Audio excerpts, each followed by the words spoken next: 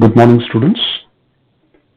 बेटा कल जो हमने टॉपिक लिया था, अगर आपको याद होगा तो कल के टॉपिक में हमने equation of wave motion for a plane progressive wave के रिगार्डिंग हमने इन दो डायग्राम्स को डिस्कस किया था कि कैसे किसी प्रोपगेटिंग वेव मींस वो वेव जो आपके पास प्रोपगेट कर रही है along the positive x direction, उसको हम एक्सप्रेस करते हैं। उसके मींस उस वेव पर कुछ खास पोजिशंस को हम एक्सप्रेस कर सकते हैं in terms of wavelength, in terms of time period and in terms of phase. तो हमने पूरी वेव को 3 पार्ट्स में डिवाइड किया था। सेम पॉइंट्स को हमने एक्सप्रेस किया था कि वेवलेंथ की टर्म्स में आप उन सेम पॉइंट्स को किन पॉइंट्स के जरिए रिप्रेजेंट करेंगे, टाइम पीरियड की टर्म्स में आप कैसे रिप्रेजेंट करेंगे और फेज की टर्म्स में कैसे रिप्रेजेंट करेंगे। अगर आपको याद होगा, मैं इसको विजुअलाइज कराना चाहता हूं मैग्नीफाइड इमेज करके, आप इस पर थोड़ा सा कंसेंट्रेट कीजिए।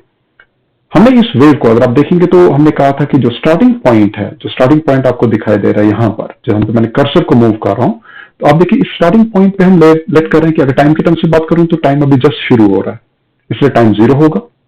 अब जब ये वेव अपना क्रस्ट डेवलप करते समय अपने पीक को रीच करेगी तो उस पॉइंट को हमने T/4 टाइम से रिप्रेजेंट किया, और जब आपके पास ये वेव हाफ साइकिल कंप्लीट करिए इस टाइम को हमने T/2 से रिप्रेजेंट किया, और आपके पास next half of the half wave को जब आपने रिप्रेजेंट किया मींस पॉइंट सी को जो हम रिप्रेजेंट करें वो T/4 से रिप्रेजेंट करें, और कंप्लीट वेव को हमने टाइम T से रिप्रेजेंट किया। अब हमने इस पूरे टाइम पीरियड 0 to T को हमने कैसे पार्ट्स में डिवाइड किया, वो कल आपको बताया गया था कि कैसे आप इस कंप्लीट वेव को डिवाइड करते हैं, पहले हाफ वेव में, फिर हाफ वेव को आप फर्दर हाफ में डिवाइड करते हैं, और ऑन द बेसिस ऑफ आप टाइम को डिफाइन करते हैं at the position O, A, B, C and P, क्योंकि हमने जो लास्ट पॉइंट था वो हमने उसको P रिप्रेजेंट किया था। सिमिलरली हमने वेवलेंथ को भी डिफाइन किया था कि वेवलेंथ जब वेव स्टार्ट हो रही है तो वेवलेंथ 0 है, और जब वेव आपके पास कंप्लीट होती है तो वेवलेंथ लैम्डा है। तो नेचुरली इस कंप्लीट वेव का हाफ जो होगा वो λ/2 होगा, कि वो वेवलेंथ लैम्डा का एग्जैक्टली हाफ होगा, और हाफ ऑफ द वेव का हाफ जो होगा वो हाफ ऑफ λ/2 होगा, जिसको λ/4 कहते हैं। और सीक्वेंस जब हमने चेक की तो आपका 0, λ/4, λ/2, 3 λ/4 और लैम्डा आया। सिमिलर एनालॉजी से जब हमने फेज को डिफाइन किया, क्योंकि फेज जो है वो आपके पास एंगल की टर्म्स में क्या होता है बेटा, डिफाइंड होता है। और आप देखिए जब वेव स्टार्ट हो रही है तो फेज एंगल 0 होगा, पर लेकिन अगर मैं कंप्लीट वेव की बात करूं तो एक कंप्लीट साइकिल की बात हो रही है तो फेज आपके पास 2π इन टर्म्स ऑफ रेडियन होगा। अगर मैं इस कंप्लीट वेव को एग्जैक्टली हाफ में डिवाइड करूं तो आपको एग्जैक्ट हाफ आपके पास यहां पर रिप्रेजेंट करेगा 2π का हाफ, विच इज पाई। ये मैं नीचे की तरफ कर रहा हूं, नीचे वाले फेज वाले केसेस में अगर आप देखेंगे तो फेज वाले केसेस में आपको रिप्रेजेंट किया जा रहा है।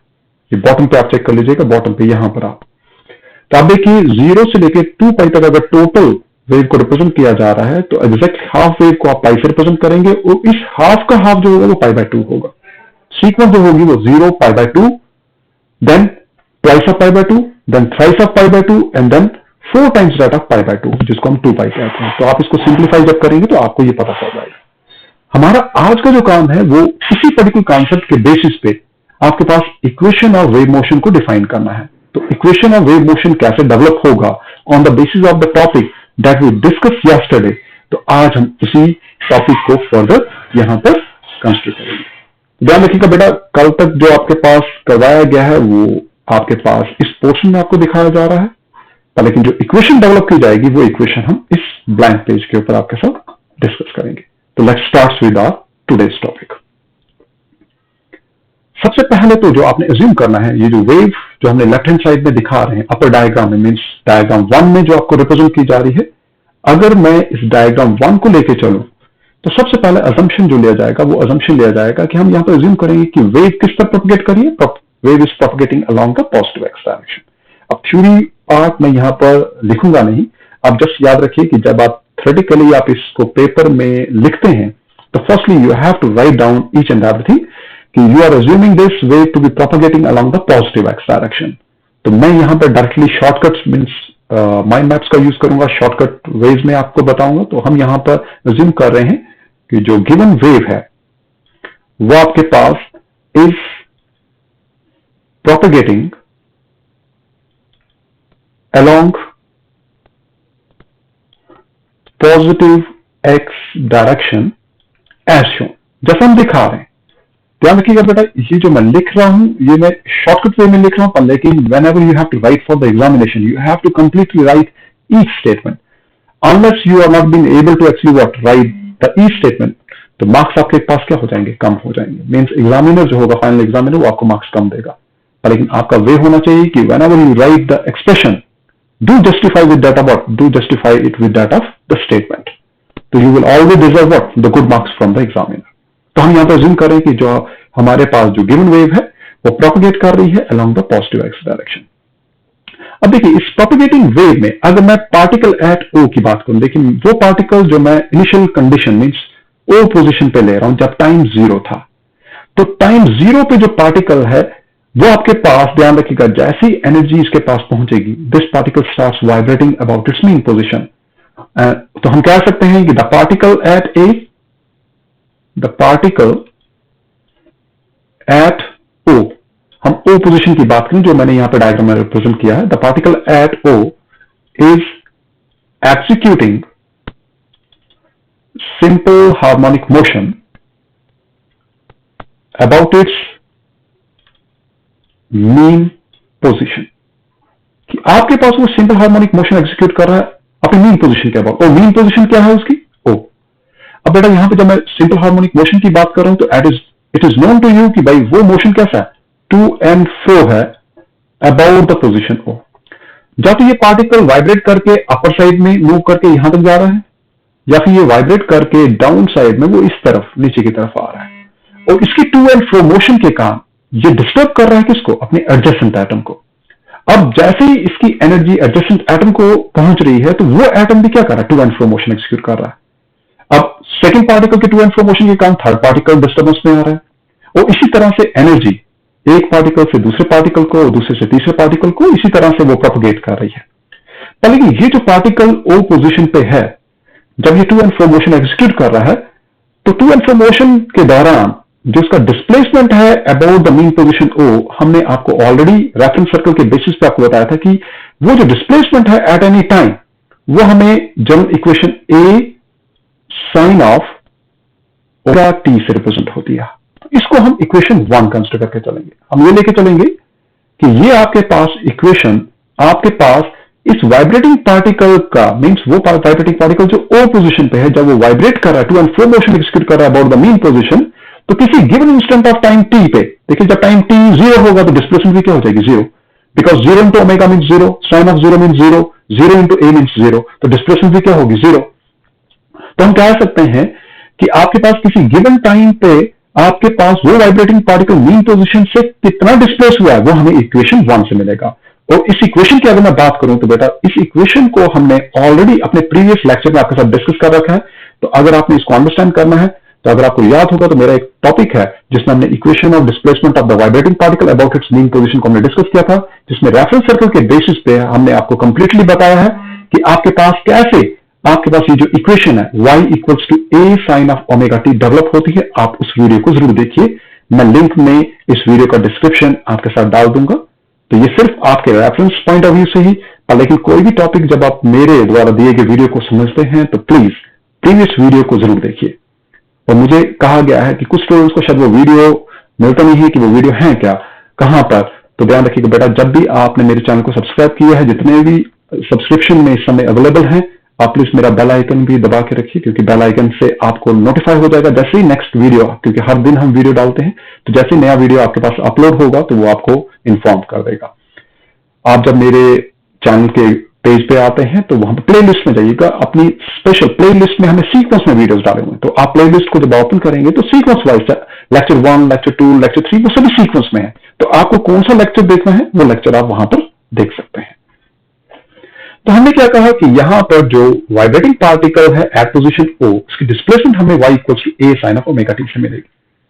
अब बेटा अब यहां पर क्या करेंगे, अब हम यहां पर कंडीशन लगाएंगे। अब देखिए ये डिस्टर्बेंस ओ से होते हुए along the positive x direction की तरफ जा रही है। अब मैं क्या करता हूं, मैं अज्यूम करता हूं कि मेरे पास कोई मैं एक कंडीशन लेता हूं, मैं एक पार्टिकल की पोजीशन कंसिडर कर, जैसे मैंने लेट किया कि मेरे पास एक पार्टिकल है एट सी, मैंने इस सी के पार्टिकल की बात करता हूं। मैं लेट करता हूं कि ये पार्टिकल जो ओ पोजीशन से है वो एक्स डिस्टेंस की दूरी पे है। कितने डिस्टेंस की दूरी पे है? एक्स डिस्टेंस की दूरी पे है। और ये जो डिस्टेंस एक्स मैंने यहां पर लिया है, इस डिस्टेंस एक्स को हम यहां पर पाथ डिफरेंस भी कहते हैं, पाथ डिफरेंस।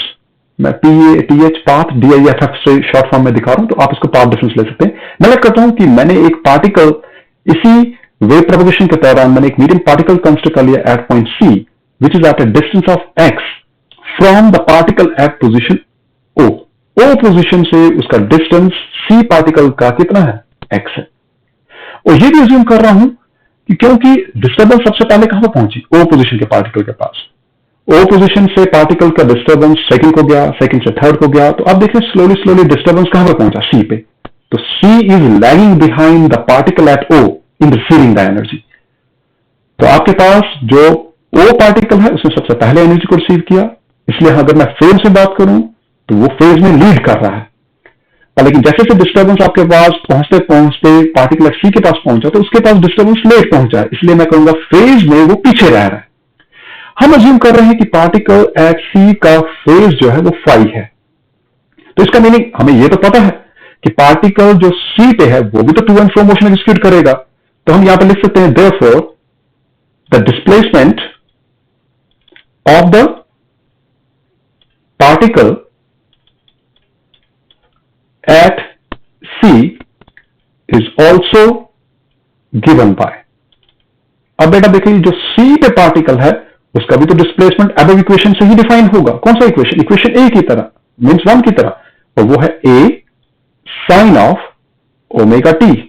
लेकिन ध्यान रखिएगा यहां पर एक और कंसेप्ट आ रहा है कि C पे जो पार्टिकल है उसका phase phi particle at O के फेज से पीछे लाई कर रहा है, मींस लैग कर रहा है। इसलिए हम कह सकते हैं कि जो पार्टिकल है at C it is lagging behind the particle at O by a phase phi।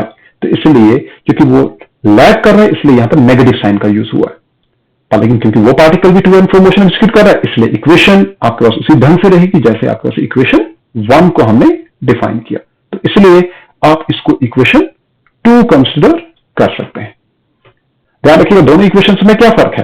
अब दोनों इक्वेशंस को देखिए तो बेटा मैं यहां पर ये भी लिख सकता हूं that is omega T plus 0, then there is no change in the equation, equation वही है। लेकिन यहां पर फेज कितना है 0, लेकिन ये फेज कितना है phi।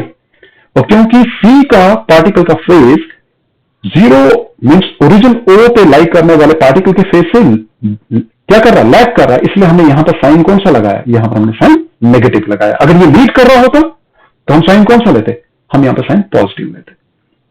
आई होप कि आपको यहां तक समझ में आ गया होगा। अब देखिए बात आती है कि हाँ आपने पार्टिकल एट C को ये तो बता दिया कि वो लैग कर रहा है, उसका displacement about the mean position equation 2 से मिलेगा, लेकिन अभी हमें इस इक्वेशन को क्या करना है, फर्दर मॉडिफाई करना है। तो हमें यहां पर phi पोजीशन को निकालना है। अब देखिए बेटा अब आप फिर दोबारा से इसी डायग्राम को देखिए जो कल के वीडियो में हमने डिस्कस किया। तो जिन बच्चों को ये टॉपिक अब जो हम ऐड करने लगे हैं अगर आपको ये समझ में नहीं आता तो आप मेरे प्रीवियस लेक्चर को आप क्या कर सकते हैं, देख सकते हैं। अब बेटा मैंने आपको जैसे वेव को in terms of wavelength, in terms of time, in terms of phase जो डिफाइन किया था, तो आप इस डायग्राम को फोकस करेंगे। कौन सा डायग्राम, जो पहला वाला डायग्राम, मैंने इस डायग्राम की बात करा। इस डायग्राम को आप फोकस करते हुए आप देख रहे हैं कि आपने क्या देखा, आपने देखा कि भाई अगर पाथ डिफरेंस लैम्डा है, पाथ डिफरेंस ऑफ लैम्डा, अगर पाथ डिफरेंस लैम्डा हो तो वो एग्जैक्टली बराबर होता है फेज डिफरेंस ऑफ 2 पाई के। अब ये जो कॉन्सेप्ट मैं ले रहा हूं ये आपके पास इस टॉपिक से पहले जो कल का वीडियो हमने डिस्कस किया उसमें कंप्लीटली हमने आपको मेंशन किया कि क्यों हम ऐसा लिख रहे हैं। अब इसको यहां पर डायग्राम में देखिए, आप देखिए बेटा O पोजीशन पे जो पार्टिकल है और जो P पोजीशन पे जो पार्टिकल है, इन दोनों के बीच का पाथ डिफरेंस कितना है, इन दोनों के बीच का path difference equals to lambda है, क्योंकि वो वेवलेंथ लैम्डा के बराबर है। क्यों, particle at P and particle at O are exactly at what, the same phase, and they are exactly in what, on the same means adjacent crust or adjacent troughs। तो आपके पास जो wavelength की definition कहती है वो lambda है, means O से लेके P तक का डिस्टेंस कितना है, लैम्डा। लेकिन ये डिस्टेंस हम यहाँ पे पाथ डिफरेंस की टर्म्स में डिफाइन करते हैं, तो पाथ डिफरेंस कितना हो गया, लैम्डा। तो मैंने वही लिखा है कि पाथ डिफरेंस अगर लैम्डा है, अगर पाथ डिफरेंस कितना है, लैम्डा, तो हमने कहा वो बराबर होता है फेज डिफरेंस ऑफ 2 पाई। वो क्यों, अब इसी पर्टिकुलर पोजीशन O और P की पोजीशन को इन टर्म्स ऑफ फेज देखिए। O पे फेज कितना था 0 और P पे फेज कितना था 2 पाई। तो इन दोनों पोजीशन का जब डिफरेंस लेंगे तो फेज डिफरेंस कितना आएगा, 2 पाई माइनस 0 मीन्स 2 पाई। तो हमने वही लिखा है यहां पर कि भाई path difference of lambda is equals two phase difference of 2 पाई। अब आप इसी इक्वेशन में देखिए, अब अगर नेक्स्ट स्टेप में मुझे बताइए, मैं नेक्स्ट स्टेप लिख नहीं रहा था लेकिन आप इमेजिन कीजिए कि अगर नेक्स्ट स्टेप में मैं इस इक्वेशन में इसको 1 के साथ मल्टीप्लाई करता हूं, तो क्या इस इक्वेशन में चेंज आएगा? इस इक्वेशन में कोई चेंज नहीं आएगा। क्यों? क्योंकि लैम्डा को हमने सिर्फ 1 से मल्टीप्लाई किया, तो लेफ्ट हैंड साइड लैम्डा ही है। लेकिन मैं इसी इक्वेशन को ऐसा भी लिख सकता हूं कि अ पाथ डिफरेंस ऑफ 1, भाई 1 यहां पर क्या बता रहा है, मीन्स यूनिट डिस्टेंस की बात कर रहा है, यूनिटी की बात कर रहा है, वो एग्जैक्टली बराबर हो जाएगा फेज डिफरेंस ऑफ 2 पाई। तो ध्यान रखिएगा, इक्वालिटी के लेफ्ट हैंड साइड में मैंने लैम्डा को यहां से उठा के राइट हैंड साइड में ले जा रहा हूं, तो it goes where, it goes to the denominator. भाई आपने सिंपल बटरफ्लाई मेथड आपने किया होगा, क्रॉस मल्टीप्लीकेशन किया होगा, तो आपको ये कंसेप्ट होगा, ये मैथमेटिक्स का कंसेप्ट है कि लेफ्ट हैंड साइड में लैम्डा 1 के साथ मल्टीप्लाई था, 1 को मतलब मैंने वहीं पर रखा था, लेकिन लैम्डा को जब मैं राइट हैंड साइड में ले जाऊंगा तो it goes to the denominator. तो इसलिए हमने यहां पर देखा a path difference of unity बिल्कुल बराबर होगी phase difference of 2 pi by lambda के।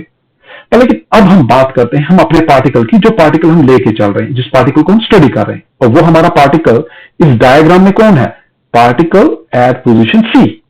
तो मुझे बताइए, जो पार्टिकल एट पोजीशन सी था, उसको अगर मैं अज्यूम करूं कि जैसे शुरू में मैंने अज्यूम किया था कि उसका पाथ डिफरेंस हम कितना लेके चल रहे थे, एक्स, तो अगर पाथ डिफरेंस एक्स होगा तो फिर वेवलेंथ कितना होगा, वो आपको इसी इक्वेशन से मिल जाएगा। तो हम यहां पर कह रहे हैं दस पाथ डिफरेंस ऑफ, अब मुझे बताइए अगर मेरे पास यूनिटी था 1 था, अगर मैं 1 के साथ x मल्टीप्लाई करूं, तो जो टर्म मैं लेफ्ट हैंड साइड में मल्टीप्लाई कर रहा हूं, मुझे वही टर्म राइट हैंड साइड में मल्टीप्लाई करनी है, तो इसलिए ये बराबर हो जाएगा phase difference of 2 pi by lambda times that of x। तो मैंने देखिए 2 पाई बाय लैम्डा, अब इक्वेशन जो आपके पास है मैंने उसको किससे मल्टीप्लाई कर दिया, x से। तो आप कह सकते हैं कि अगर पाथ डिफरेंस x है, तो वो एग्जैक्टली बराबर होगी phase difference of 2 pi lambda times that of x। तो हमारा केस यहां पर सॉल्व हो गया। अब मुझे बताइए, ये अब इक्वेशन 2 पार्टिकल एट सी को डिफाइन कर रही थी, उसके डिस्प्लेसमेंट को डिफाइन करती है, और पार्टिकल एट सी पे जो पार्टिकल था उसका फेज हम यहां पर डिफाइन करते फाई से, लेकिन हमने यहां पर कैलकुलेट कर लिया कि उसका फेज फाई नहीं है, वो फेज अब हम किससे रिप्रेजेंट करेंगे, 2 पाई बाय लैम्डा एक्स से। क्यों? क्योंकि जब हम सी पार्टिकल की बात कर रहे थे तो उसका पाथ डिफरेंस आप चेक कीजिए बेटा, उसका पाथ डिफरेंस कितना लेके चल रहे थे हम, एक्स। तो हमने यहां पर जो कंडीशन निकाली वो पाथ डिफरेंस ऑफ एक्स के लिए ही निकाली है। तो इसलिए आपके पास इक्वेशन 2 को अब हम क्या कर सकते हैं, मॉडिफाई कर सकते हैं। और इक्वेशन 2 क्या हो जाएगा, गेट्स मॉडिफाइड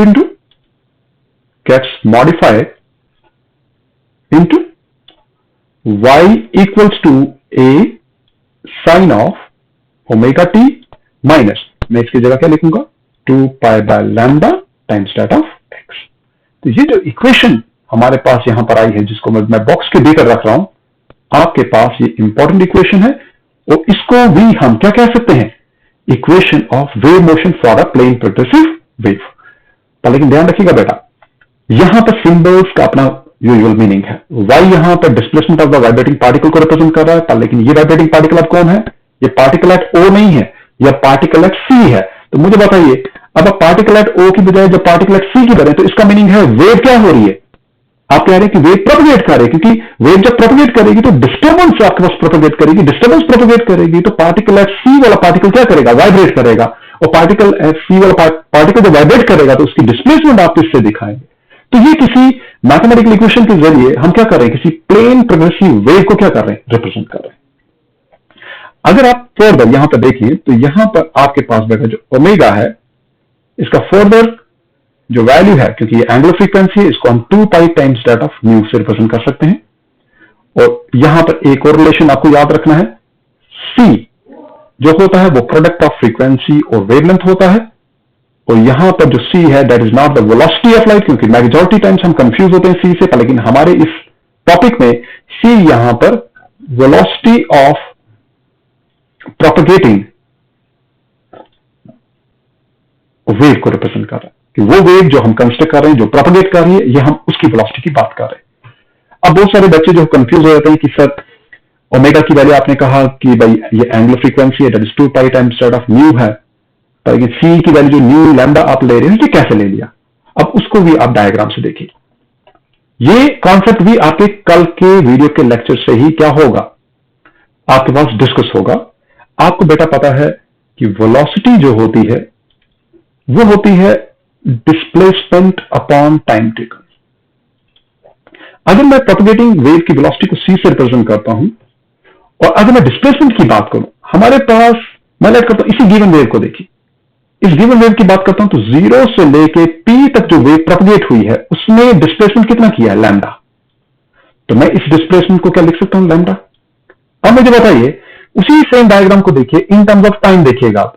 मैंने इन टर्म्स ऑफ अभी लैम्डा दिखाया है, अब इन टर्म्स ऑफ टाइम देखिए। इस वेव ने जब एक कंप्लीट वेवलेंथ कंप्लीट की तो टाइम इंटरवल कितना था? आप उस टाइम इंटरवल को देखिए, वो टाइम इंटरवल था t। तो हम इसको डिवाइड बाय टी भी कर सकते हैं, and this is equals to lambda into 1/t। मैं इसको ऐसा भी लिख सकता हूं। और आपको बेटा पता होगा कि रेसिप्रोकल ऑफ टाइम पीरियड जो होता है वो फ्रीक्वेंसी होता है, तो इसलिए मैं c को लिख सकता हूं लैम्डा इंटू न्यू। क्या मैं इसी इक्वेशन का ऐसा लिख सकता हूं, that is nu lambda? Yes we can, क्योंकि प्रोडक्ट जो है कम्यूटेटिव है। तो आपके पास अगर लैम्डा इंटू न्यू लिखते हैं या इंटू लैम्डा लिखते हैं, it's the same thing, provided वो स्केलर टर्म्स हो, वेक्टर क्वांटिटीज नहीं होनी चाहिए। तो इसलिए c की वैल्यू जो है वो आपके पास किसके बराबर आ गई? न्यू लैम्डा के बराबर आ गई। तो अगर मैं इसी रिलेशन का यूज यहां पर कर रहा हूं कि c की वैल्यू कितनी लिखी है, c is equals to nu lambda, तो बेटा यहां पर आप देखिए तो न्यू किसके बराबर हो जाएगा? c upon lambda.